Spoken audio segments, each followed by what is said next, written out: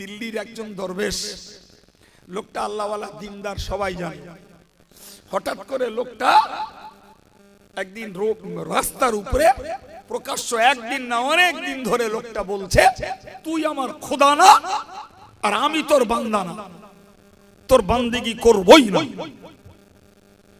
আচ্ছা, এই কথাটা শুনলে কিরাম মনে হয় বলেন না? ও লোকটার ঈমান আছে বলে মনে হচ্ছে?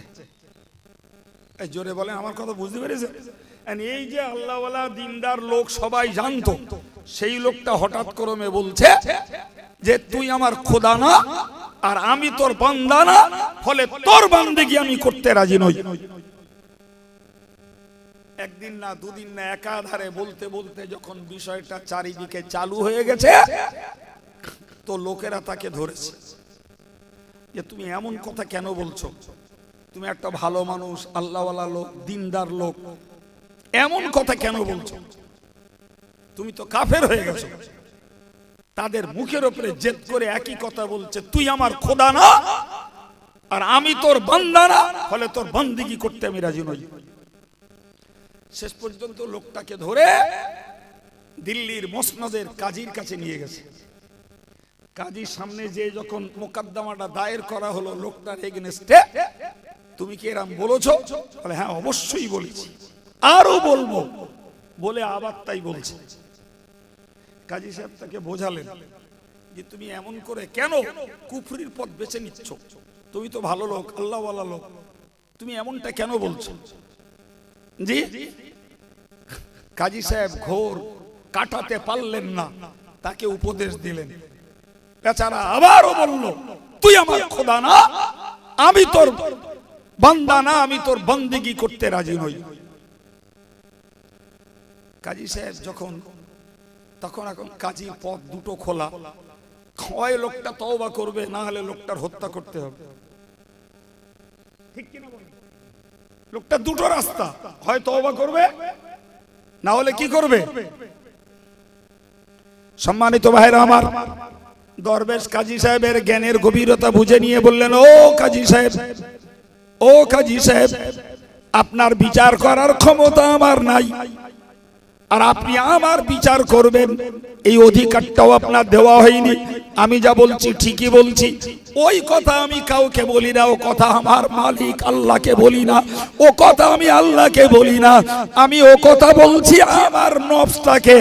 এই নফস, তুই আমার খোদা না আর আমি তোর বান্দা না, আমি তোর বান্দিগি করতে রাজি নই। আপনারা যা সুবহানাল্লাহ বললেন, তাতে মনে হলো সত্যি।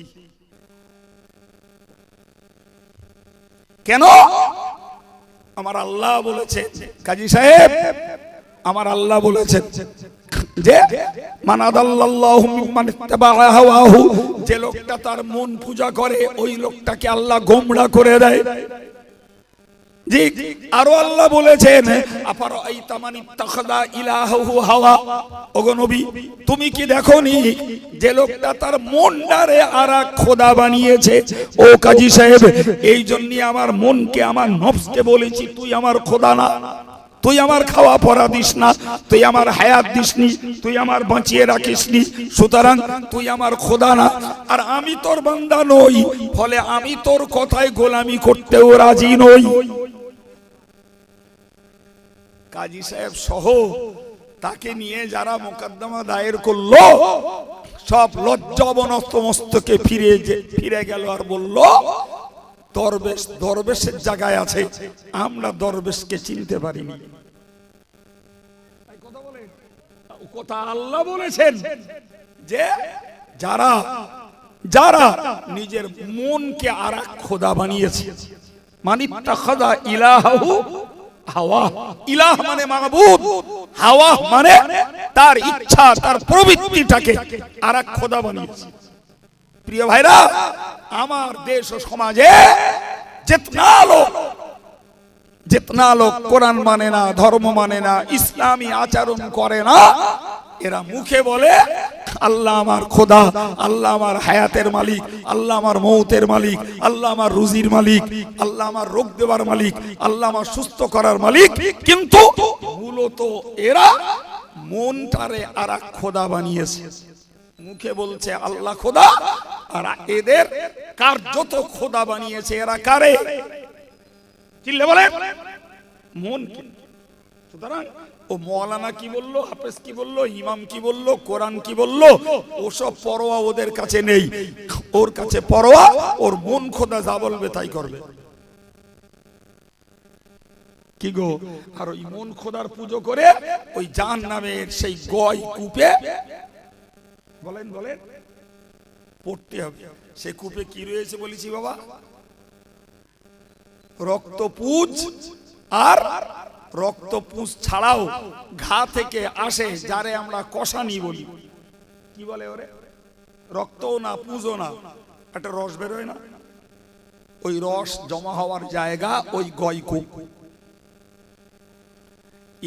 এই কথা কোরআনের এই ভার্সন যে বা যারা বিশ্বাস করবে ভাই, তারা জিন্দেগিতে এর পরেও বেনামাজি আর থাকতে পারে? থাকতে পারে না বাবা। এই জন্য আমার আল্লাহ বলেছেন ফাযাক্কির বিল কোরআন মান ইয়াখাফু ঈদ।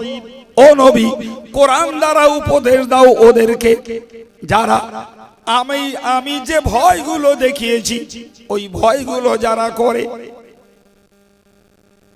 হাদিস শরীফে এসেছে জি, যে মান হাফাজা আলাস সালাওয়াত, যে লোকটা 5 ওয়াক্ত নামাজকে হেফাজত করলো, কানাত লাহু নূরান ওয়া বুরহানান ওয়া নাজাতান ইয়াউমাল কিয়ামা।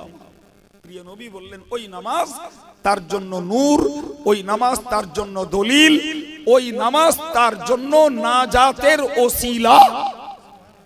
সবাই মিলে একটু বলেন বাবা, আর একটু মন খুলে বলি।